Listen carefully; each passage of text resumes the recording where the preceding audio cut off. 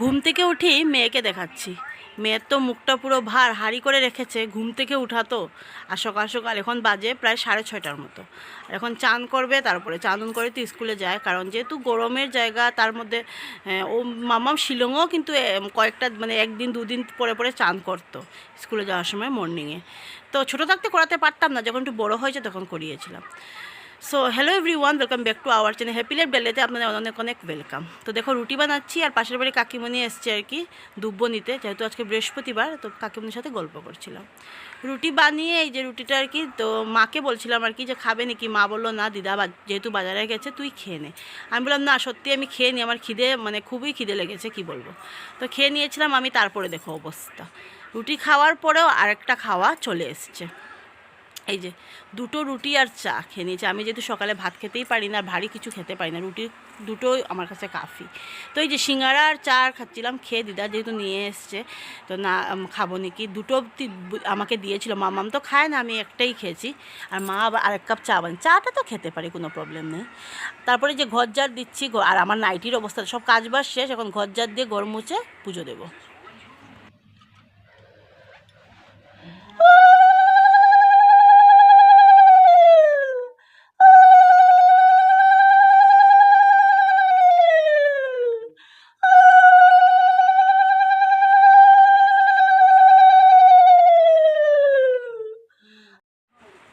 সব দিনই বৃহস্পতিবারই চেষ্টা করি, সব বৃহস্পতিবার এই যে দিনের বেলা দুপুরবেলা আর কি পাঁচালিটা পড়ে নেবো, কিন্তু ওই যে হয়ে উঠতে পারি না। দেখবে পাঁচালিটা না এত তাড়াহুড়ো করে কিন্তু পড়া যায় না, একটু আস্তে ধীরে পড়তে হয়। একদম বেফালতু নেওয়া, কোনো দরকারই নেই ছাতার। এখন ওয়েদারটা কত ভালো, আর সকাল থেকে কীরকম একটা ওয়েদার করে রেখেছে। ব্যাগটা এত ভারী, তোমাদেরকে কী বলবো।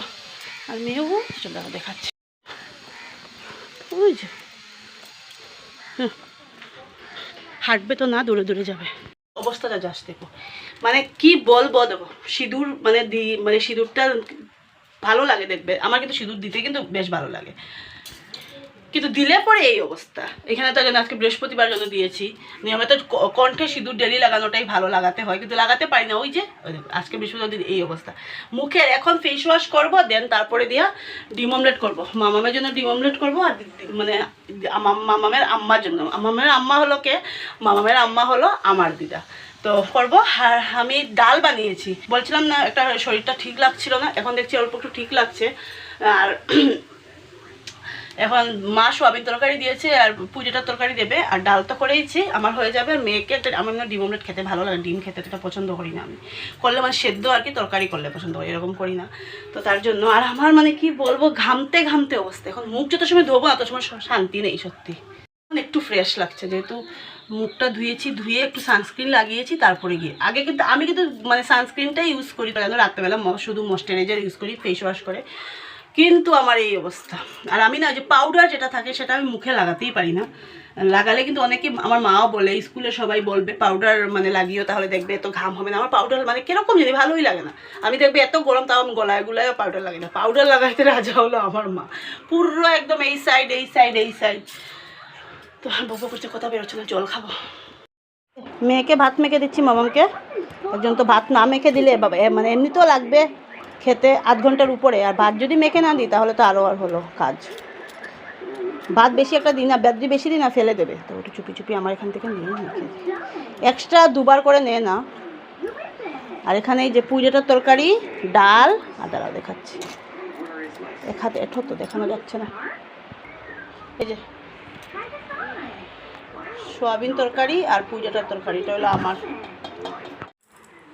ভাত খেতে বসেই দেখলো ওর আম্মা ওর জন্য একটা কি নিয়ে এসছে, এটা লিচির, কিন্তু খুব টেস্ট, জানো তো বন্ধুরা। আমিও আজকে ফার্স্ট টাইমই খেয়েছি, আর দেখেওছি ফার্স্ট টাইম। এটা বলে 30 করে নিয়েছে, দিদা নিয়ে এসছে। আর এই যে এখন নিয়ে যাচ্ছি টিউশনে, তো যাওয়ার সময় দেখো ওখানে গাছ কাটছিলো, বলছিল মাম্মা এখন সন্ধ্যের সময় কেউ গাছ কাটেনি, কেমন সবাই মানেনি কি বলো তো। আমাদের বাড়িতে যেহেতু মানে সন্ধ্যা একটু মানে বুঝতেই পারছো তোমরা, একটু মেনে চলে।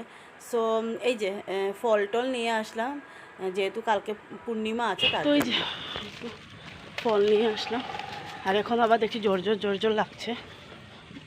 তো পূর্ণিমাটা আজকাল স্যালারি পাওয়ার আগেই হয়ে যায়, আমাদের তো মান্থলি একটা পাওয়া, সেটার পরে আর কোথায়, মাস বেতনের এই অবস্থা।